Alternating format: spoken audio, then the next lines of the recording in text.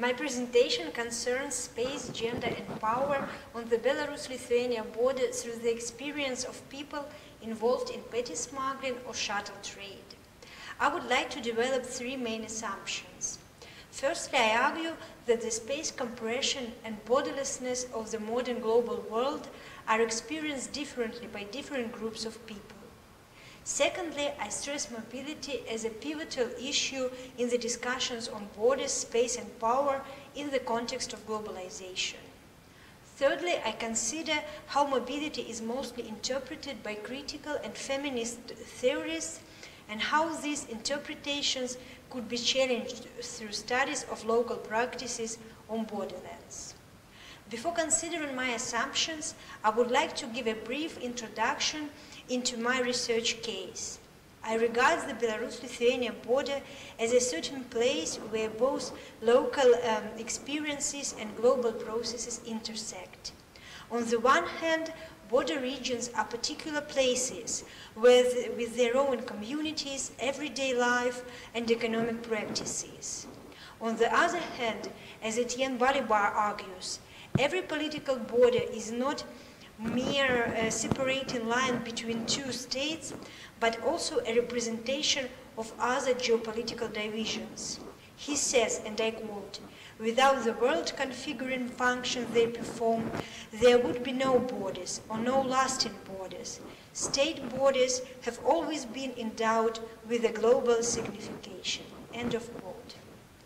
The history of the Belarus-Lithuania border that appeared as a result of the Soviet Union collapse and was finally institutionalized after the enlargement of the European Union to Eastern Europe in 2004 and the entry of Lithuania into the Schengen area in 2007 allows me to place this particular border within a wider context of globalization. At the same time, I focus on the local economic activity of petty smugglers, which I call shuttle trade. Borrowed from a post-Soviet public discourse, the metaphor of shuttle trade refers not only to a certain type of economic activity, but also to a particular geographical and social phenomenon. Shuttle trade has strong associations with post-Soviet time and space, a female strategy of employment, and a possibility for the disadvantaged to survive in the circumstances of economic and political transformations.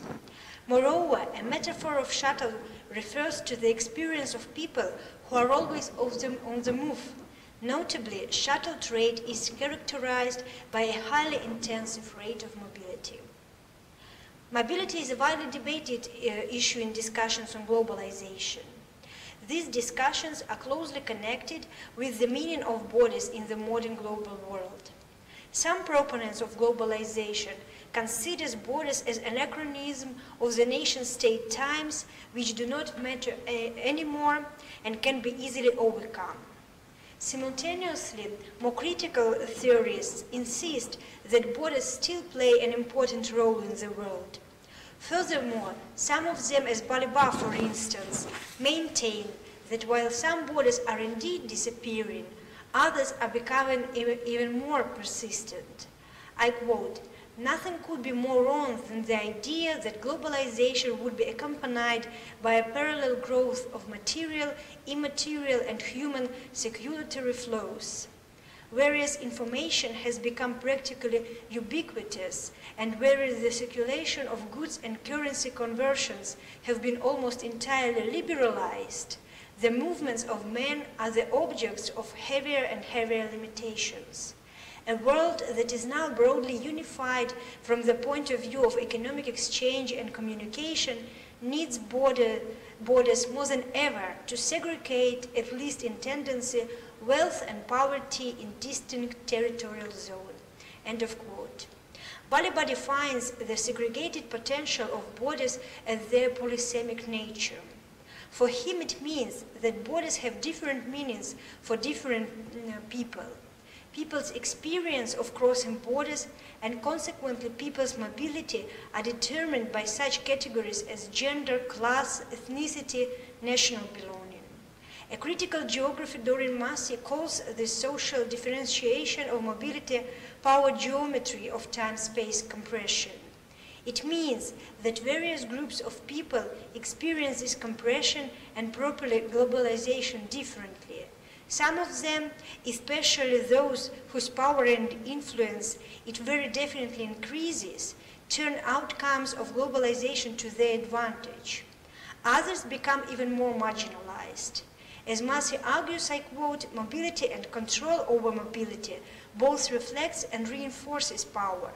It is not simply a question of unequal distribution, that some people move more than others, and that some have more control than others. It is that mobility and control of some groups can actively weaken other people. Thus, mobility becomes an expression of power relations and can further the construction of new types of inequality. Following a sociologist of globalization, Saskia Sassen, one can consider mobility as an important resource for maximizing social capital of transnational and national elites. At the same time, Sassen stresses that most of the people belonging to the class of the disadvantaged are rather immobile. Therefore, mobility becomes a class issue. People belonging to different classes experience mobility differently. Mobility is an advantage for the privileged groups, while the deprived can experience mobility in a more negative way, like undocumented migrants or refugees, for instance, or to be completely immobile. As feminist geographers argue, mobility is also a gender issue. It is well studied and widely recognized that women usually demonstrate patterns of a less intensive mobility than men do. Simultaneously, according to feminist discourse, mobility has an empowering significance for women because through mobility they get access to different types of resources, particularly to paid employment. In the final part of my presentation, I would like to consider how mobility of shuttle traders on the Belarus-Lithuania border can be understood and why, to my mind, this case challenges or at least re-examines the existing notion of inequality and mobility in the context of globalization. As I stressed earlier, shuttle trade presupposes intensive mobility which presents the movement of people from one place to another in the course of everyday life. However, the shuttle traders' mobility is more than just a set of everyday practices of movement. It is connected with the crossing of an international border, which has a meaning of the external border of the European Union and represents to some extent the global political configuration. Hence, mobility of people involved into shuttle trade exists simultaneously on both local and global levels, and through this type of mobility, local and global processes interact. Nevertheless, the mobility of shuttle traders can be barely compared with the mobility of businessmen, academic scholars, or international journalists. It is also far from the feminist discourse on exile and nomadism, which some feminist geographers criticize for its elitism and individualism. Through the mobility of shuttle traders, though it is transnational mobility, nevertheless it remains deeply rooted in place and local experience. Moreover, women I spoke with during my own research mostly consider their mobility as a disadvantage and a risky, hard strategy of employment. It also has nothing in common with tourism, nomadism, or other privileged practices of displacement. The mobility of shuttle traders is rooted mobility, which is highly determined by the context of place, a borderland where they live. According to Hansen, I quote, it should be impossible to think about mobility without simultaneously considering social, cultural, and geographical context, the specifics of place, time, and people, end of quote. If in some circumstances mobility is connected with empowerment, it can be seen as oppressive for others in other situations. Moreover, even the same pattern of mobility can be also simultaneously regarded as an advantage and a disadvantage. In the case of shuttle traders, mobility is an important resource for for the economic stability, but at the same time a reason for certain frustration and dissatisfaction for women involved into it. Hence, equating mobility with power and immobility with powerlessness would be too simplistic.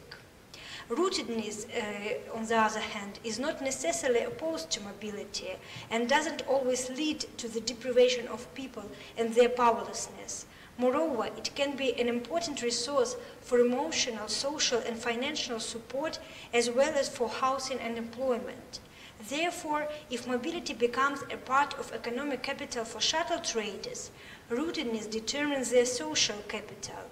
To belong to the borderland, to have relatives in Lithuania who moved there during Soviet times and friends in local community who have been already involved into shuttle trade means to have a crucial resource for this type of employment. Thus, shuttle trade appears at the intersection of both rootedness and mobility.